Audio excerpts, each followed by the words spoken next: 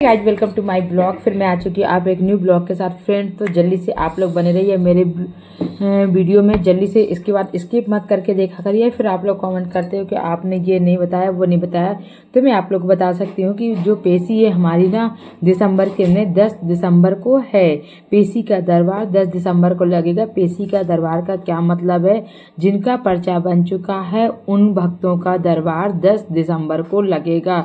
गुरुजी 10 दिसंबर को धाम पर रह करके पेशी का दरबार लगाएंगे और 11 और 12 दिसंबर को गुरुजी धाम पर रह करके दिव्य दरबार लगाएंगे। जिन भक्तों को पर्चा बनवाना हो अपना वो 11 और 12 को वहां जाकर के पर्चा बनवा सकते हैं और गुरुजी धाम पर रहेंगे। फिर इसके बाद बीच बीच गुरुजी धाम पर से चले जाएंगे। तो इसका वीडियो मैंने पूरा 1 तारीख से लेकर के 31 दिसंबर तक का पूरा मैंने वीडियो बना करके डाल दिया, तो आप जाकर के मेरे चैनल में देख सकते हैं। लेटेस्ट का मैंने अभी बता दिया। अभी कमेंट आ रहा था कि धाम पर पेशी कब है, तो 10 दिसंबर को और इसके बाद दूसरी पेशी 24 दिसंबर को पड़ेगी। जिन भक्तों को पेशी चढ़वाना है वो 24 दिसंबर को चले जाएं और अभी 10 दिसंबर को, अगर 10 दिसंबर को आप नहीं जा पा रहे हो तो आप 24 दिसंबर को चले जाइए। 24 दिसंबर पर गुरुजी धाम पर रह करके पेशी का दरबार लगाएंगे। मतलब पेशी का मतलब जिनका पर्चा बन चुका है उनकी पेशी चढ़ेगी। तो फ्रेंड फटाफट आप लोग को आना हो धाम पर जाकर के पेशी चढ़वानी हो तो आप लोग चढ़वा लीजिए। और इससे जुड़ा कोई सवाल हो तो आप लोग कमेंट्स में लिखिएगा। इसलिए मैंने इसके शॉर्ट में वीडियो बनाया है, बहुत लॉन्ग बार नहीं बनाया है कि आप लोगों को थोड़ा सा बात समझ में आ सके। अब रही पेशी का दरबार, बहुत लोग कहते हैं पेशी का दरबार क्या होता है, क्योंकि जिनका पर्चा नहीं बना होता वो नहीं जानते कि पेशी का दरबार क्या होता है। तो मैं आपको बता देती हूँ कि जिनका पर्चा बना है वही होता है पेशी का दरबार। धाम पर जा करके हमें आरती अटेंड करनी होती है। आरती अटेंड करने के बाद जो सुबह 5 बजे की आरती होती है वो आरती अटेंड करनी होती है। इसके बाद हमें 5, 11, 21 परिक्रमा लगाने होते हैं और वहाँ बैठकर 5-7 हनुमान चालीसा पढ़नी होती है। इसके बाद हम लोग अपना आप इसके मंदिर से बाहर निकल के चाय वाय पीने के बाद में फिर पेशी दरबार में आप पर जा कर के बैठ जाते हैं। वहाँ पर गुरुजी आते हैं और उनको एक एक करके पर्चा जमा होता है और उसमें गुरुजी पेशी चढ़ाते हैं। अब पेशी क्या चढ़ाते हैं, ऐसा कुछ अलग नहीं करते हैं। सिर्फ हमारे पर्चे में एक बार फर्स्ट गए हैं हम लोग, पहली बार गए हैं, जिनका नया पर्चा बना है पहली बार गए हैं, तो 1 नंबर 1 से लेकर के 31 तक की गिनती होती है, 21 तक की भी लिखी होती है। तो उसमें 1 नंबर पे गुरुजी राम लिख देते हैं।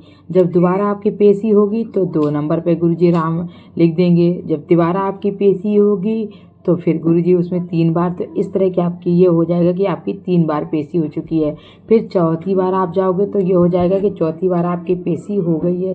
तो ये होता है पेशी का मतलब, यही होता है पेशी का। आप इतने बार आप का पेशी हो चुका। इसके बाद हम लोग को पेशी चढ़वाते चढ़वाते ना 21 आ जाता है। जब उसमें 21 बार काउंटिंग लग जाती है वो हमारे होता है बहुत बड़ी खुशी का दिन। तो फ्रेंड जब 21 पेशी होने के बाद में हमारे 21 क्या 15 पेशी से हमारे दिन अच्छे स्टार्ट हो जाते हैं।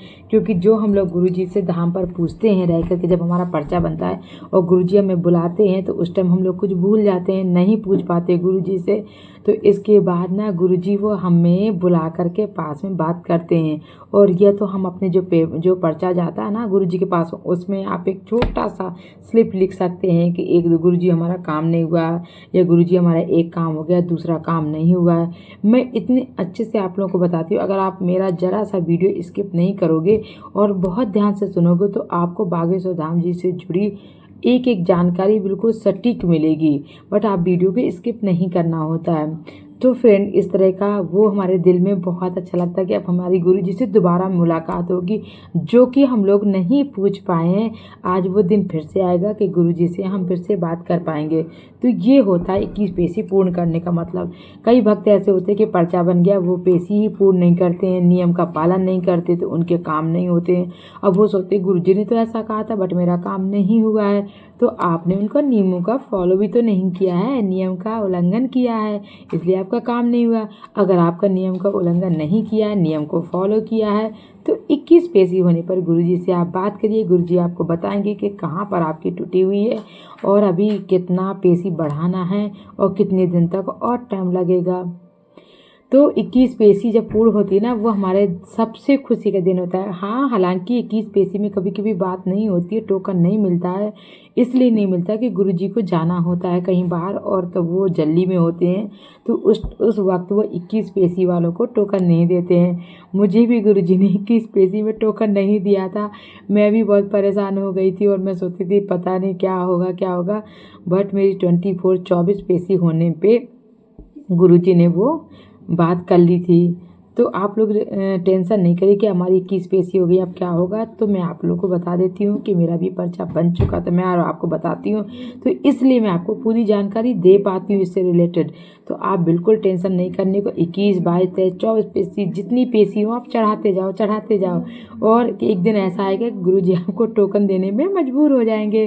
तो गुरुजी आपको टोकन देंगे आपके पास, और इसमें भी आपको एक लेटर लिख के रखना होगा। टोकन जब मिल जाता है, सडनली आपको टोकन मिल जाता है, आपने माइंड मेकअप नहीं किया कि आज मुझे टोकन मिलेगा, कोई बात नहीं, बहुत टाइम मिलता है हमारे पास ना, 5-6 घंटे का हमें टाइम मिल जाता है, 5 घंटे 4 घंटे का आराम से टाइम मिलता है।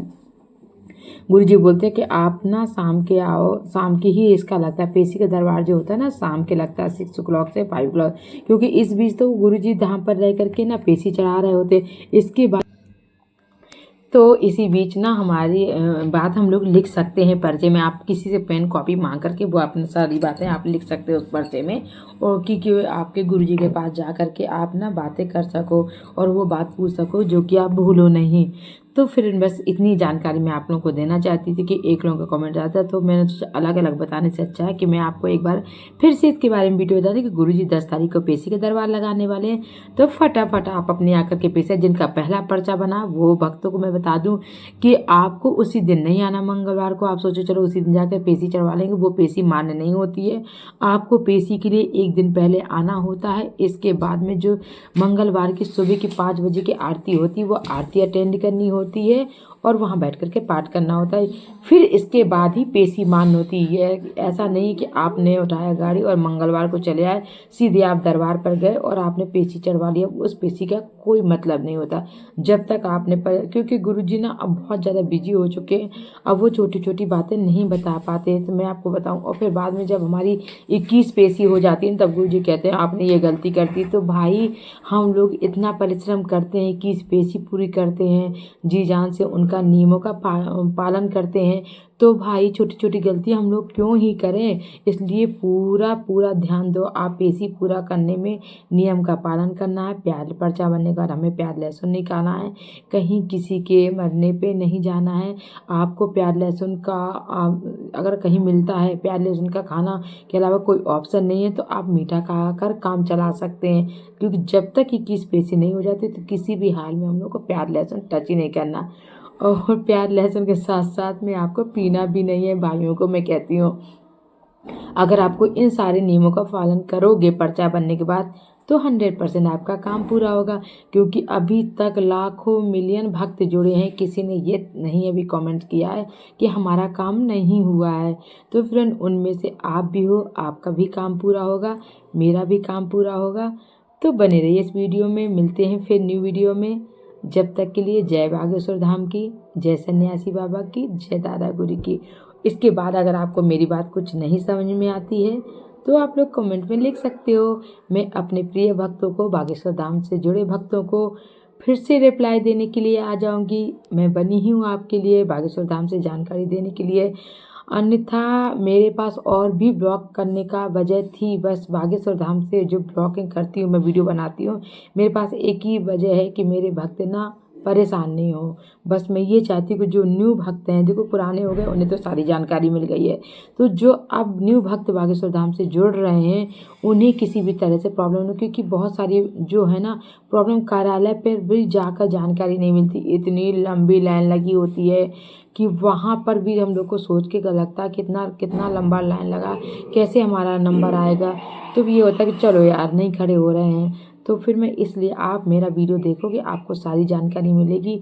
मेरी बहनें कोई भी कमेंट करना चाहती हूँ बच्चों को लेकर के, किसी भी लेकर के, कि आपने अगर अर्जी लगाई है, आपकी अर्जी पूरी नहीं हुई है, तो आप ज़रूर कमेंट लिखिएगा। गुरुजी ने मुझे भी बोला है, मैं भी आपके साथ शेयर करूँगी, बट इस वीडियो में शेयर नहीं कर रही हूँ। अगर आपको ऐसा कोई प्रॉब्लम हो, बच्चे को लेकर गुरुजी ने पर्चा बनाया हो और आपका काम पूरा नहीं हुआ हो, तो ज़रूर कमेंट सेक्शन में लिखिएगा।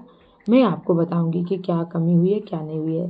तो जय बागेश्वर धाम की। ओके, मिलते हैं न्यू।